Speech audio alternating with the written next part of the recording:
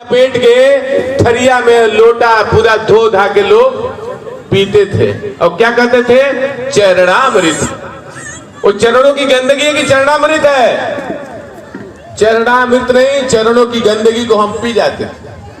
हे कोना हो कोना सब छिड़क दो तो पूरा घर शुद्ध हो जाएगा। इस झूठ की व्यवस्था में क्या मिलता है? घंटा, दूसरा मिलता है नीचता और तीसरा मिलता है चरणामृत। तो बाबा साहब अम्बेडकर ने अंग्रेजों से कहा तुम भारत छोड़ के जा ही रहे हो तो जाते जाते एक संविधान का निर्माण कर दो, नहीं तो तुम ऐसे ही चले गए तो भैंस चराएगा, गडरिया भेड़ चराएगा, धोबी कपड़ा धोएगा, चमड़े का काम करेगा। तो 389 सदस्यों का चयन होता है और 26 जनवरी 1950 को भारत का संविधान लागू होता है। वो कहता है मानव मानव एक समान, फ्रीडम ऑफ व्यवसाय। यानी तुम पहले भैंस चराते थे, भेड़ चराते थे, चमड़े का काम करते थे, बर्तन बनाते थे, तुम चाहो तो छोड़ करके MP बनो, MLA बनो, टीचर बनो, डॉक्टर बनो। तो बताइए हमको मनुस्मृति वाला संविधान चाहिए, हिंदू धर्म का संविधान चाहिए या बाबा साहब अम्बेडकर द्वारा बनाया हुआ संविधान चाहिए? कितने लोग तैयार है? हाथ खड़ा करके बताइए। इसी संविधान से शादी करके आप अपने बच्चों की शादी कर लीजिए, गृह प्रवेश कर लीजिए, कोई मर गया संविधान शपथ पढ़ दीजिए, हो जाएगा। पंडित रात भर जगाता है, मंत्र संस्कृत पढ़ता है, अब पैसा हिंदी मांगता है। आपको धागा पहनाता क्या बोलता है? एन बंधु बलि राजा दान मंद्रो महाबला फेन तो हम प्रतिबद्ध में रक्षे माचल माचल। जिस धागे से आपके राजा दान बिन बाली को हम लोगों ने गुलाम बनाया, उसी धागे से हम आपको गुलाम बना रहे हैं।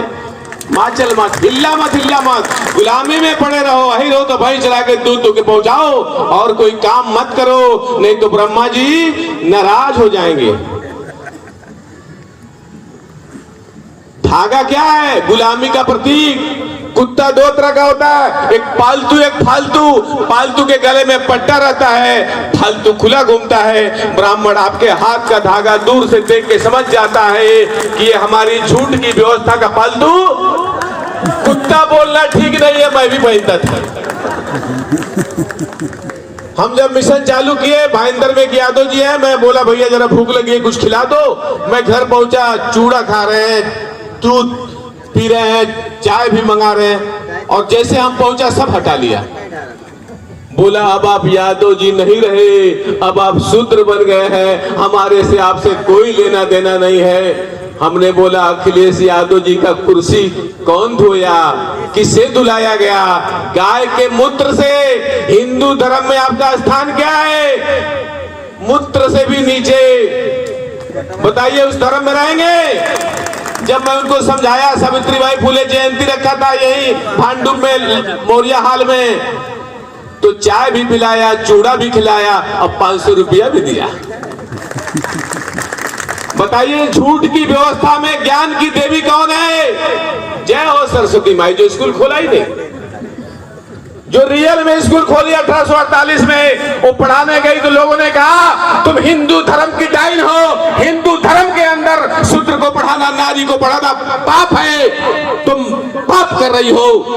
उसने बोला मैं पाप करोगी, मुझे घर से निकाल दिया जाए। वो घर से निकल जाती है। उसके बाद महाराष्ट्र के लोग को मालूम है, डग्गर मारते, डग्गर यानी पत्थर से मारते हैं। एक झोला में एक्स्ट्रा साड़ी लेके जाती है, लोग गोबर फेंकते हैं, साड़ी खराब हो जाती है, स्कूल में जाकर साड़ी बदलती है, उसके बाद जाकर के आज की महिलाएं पढ़ पाई हैं, लिख पाई हैं, उसके बाद बाबा साहब अम्बेडकर बन पाए हैं, उसके बाद भारत का संविधान बनता है। तो बताइए शिक्षा की देवी कौन हुई? सरस्वती हुई या सच की व्यवस्था में सावित्रीबाई फुले हुई?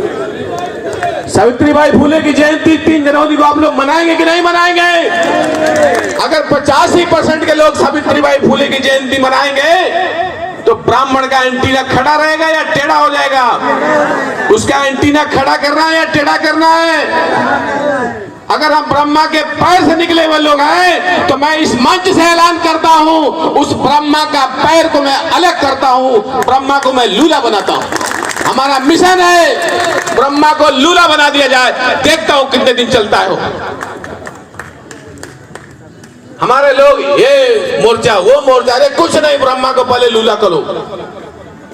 आपके घर में भगवान है, मत हटाओ। मैं तो कहता हूं महापुरुष लाइए।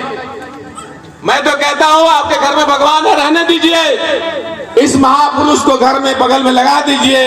दोनों भगवानों में झगड़ा होने दीजिए। जो भगवान असली रहेगा वो रह जाएगा, और नकली कितने लोग तैयार है इस कैलेंडर ले जाने के लिए? कोई पैसा नहीं देगा, चलेगा। मैं रेलवे की नौकरी छोड़ करके सारा पेंशन इस कैलेंडर में लगा दूंगा। सारे लोग फ्री में लेके जाओ। पैसा देना हो 20-50 कोई दाम नहीं है। 50-100 रुपया देंगे आप लोग, पूरे 100 करोड़